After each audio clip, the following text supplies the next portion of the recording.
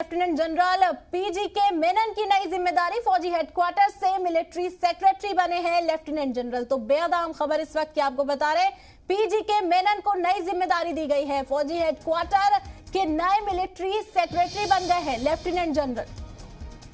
बड़ी खबर इस वक्त की आपको बता रहे, लेफ्टिनेंट जनरल पीजीके मेनन को नई जिम्मेदारी दी गई है। फौजी हेडक्वार्टर से उन्हें मिलिट्री सेक्रेटरी बना दिया गया है। फौजी हेडक्वार्टर का लेफ्टिनेंट जनरल पीजीके मेनन से जुड़ी बड़ी खबर इस वक्त आपको बता रहे हैं, फौजी हेडक्वार्टर के नए मिलिट्री सेक्रेटरी बनाए गए।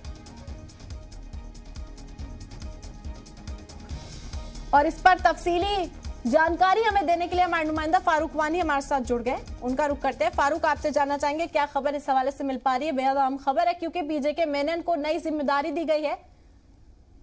जी बिल्कुल, मेनन जो थे इससे पहले फायर एंड फ्यूरी कॉर्पस के कमांडर रह चुके हैं और वहीं पे तैनात थे, लेकिन इसके बाद बड़ा पदभार उनको मिला है और मिलिट्री सेक्रेटरी बनाए गए हैं। सेना के जो कि दिल्ली हेडक्वार्टर है वहां इसको जो है ट्रांसफर किया गया है और ये बड़ी जिम्मेदारी उसको दी गई है। हमने देखा जम्मू कश्मीर पुलिस में के बाद अब सेना में भी कई फेरबदल हमें देखने को मिले। इससे पहले में भी चिनार कॉर्पस में भी कुछ चेंजेस हमें देखने को मिली, जिसमें कुछ नए चेहरे लाए गए मिलिट्री में।